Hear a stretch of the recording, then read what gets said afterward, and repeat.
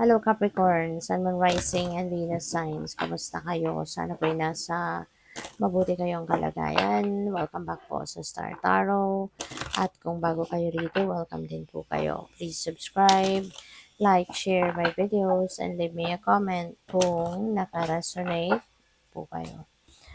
So, first card ni Capricorn, we have the Page of Cups. Si Page of Cups, this is a um, si Page of Cups, this is about friendship. Maaari ng iba sa inyo sa ngayon. Capricorn is going to focus on laying a solid foundation in your friendly relationships, or po pwede rin na baka meron kayong mga makikilala ngayon na magiging bago rin yung kaibigan, or po pwede rin na you are going to siguro nurture or cultivate your friendly relationships. So, pwedeng ganun ang ganap.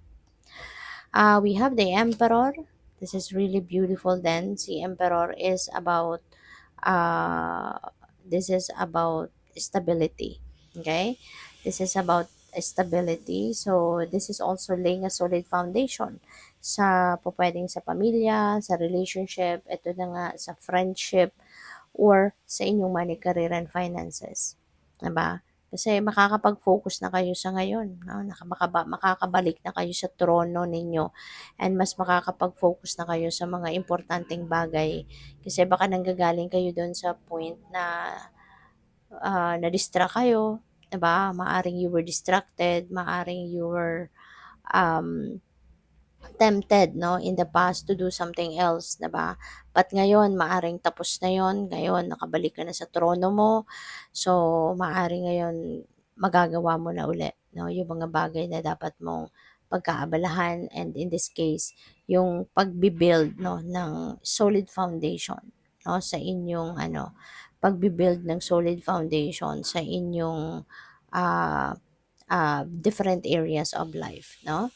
So, that's good. At this is about organization din. Kaya maaari talaga na mag-aayos ka.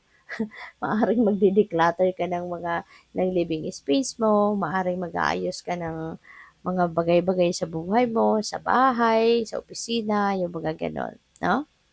And also si Emperor is authority, no? Kaya maaaring iba sa inyo baka nasa position of authority kayo. Baka you are sitting in a seat of power. 'Di ba? May kapangyarihan ka over other people. So, we have Six of Pentacles. Ayan. So, maaari na ang iba sa inyo dito, you will be receiving blessings, at kaya naman marami ka ding tao na po pwedeng i-bless mo din, galing din sa mga blessings na natanggap mo. Maybe you're also going to bless other people by utilizing the blessings din, kung ano man ang mga binigay sa iyo ng Divine Universe na mga biyaya. So, this is good. You are going to be uh, helping other people, supporting other people. So, binibless ka ng universe at magbibless ka din ng ibang tao. So, which is good. Kaya naman, 'di ba? When you are sharing your blessings with other people, ito mas marami pang ibibigay sa iyo. With the Empress energy, and with the help of Angel of Abundance, mas marami pang biyaya ang dadating sa iyo, lalo-lalo na pagdating sa kaperahang aspeto. Okay? So, this is an abundant and a prosperous energy. Kaya, most likely, maraming pera ang pwedeng dadating sa iyo. There could be financial gain coming in. So, congrats sa iyo. Si Empress din is a mother archetype. Kaya po pwede rin na merong baby na, no, napaparating, kasi parang buntis si Empress dito sa card na to. So, maaring manganganak na ang iba sa inyo, no? Just take as it resonates, okay? Kung hindi naman to sumasakto sa iyo, then don't take it, alright? But, yeah, maaari talaga na pwede rin na merong mag-aasawa na dito, meron na magsasama sa isang bubong, since meron tayong Empress and meron tayong Emperor, 'di ba? So, maganda to, family-wise, family relationships, maganda.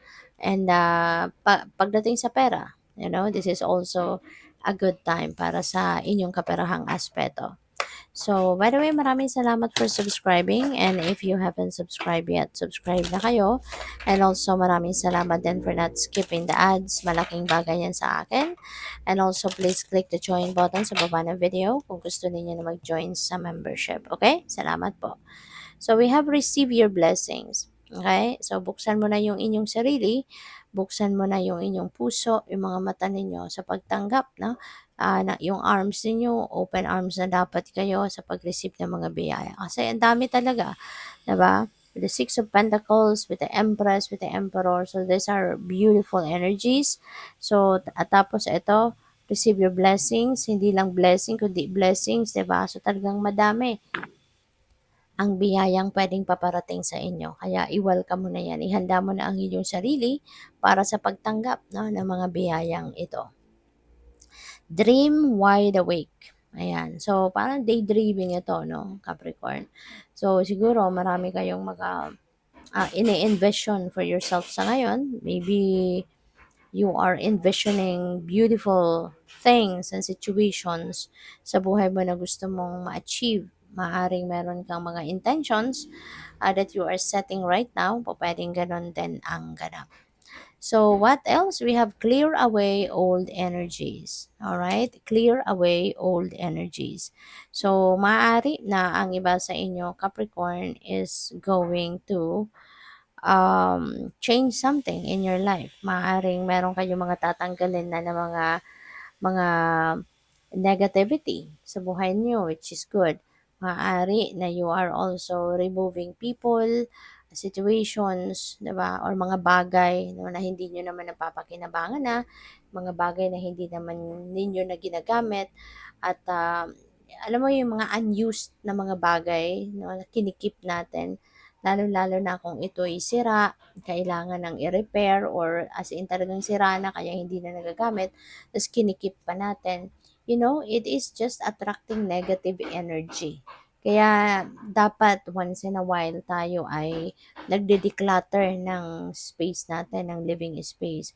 At kung kunyari may mga gamit tayo na sira na talaga, hindi naman ninyo na mapapakinabangan at hindi nyo naman na nire-repair, might as well release them, let it go kasi it will just harbor negative energy. Okay?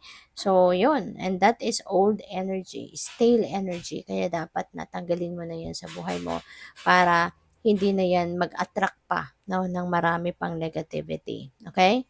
So, we have offer up gratitude. Okay? Magpasalamat for all the blessings na ito. At yung mga dati na ninyong biyayang natanggap, you know, magpasalamat ka, ipagpasalamat mo lagi yon. Dapat nga, di ba, sa tuwing gigising tayo sa umaga, 'di ba? Pagising natin, dapat ang lagi nating sinasabi is thank you muna, 'di ba? Above anything else, no? Kailangan dapat lagi tayong nagpapasalamat kasi yung pagdilat pa lang ng mata natin, that is already a huge blessing na binibigay sa atin ng Divine Universe for the day. Kaya dapat thank you, 'di ba? Ang dapat na unang sinasabi natin sa tuwing gigising tayo, 'di ba? So, 'yun, huwag kayong makakalimot no, na magpasalamat lagi kasi gratitude is like a key.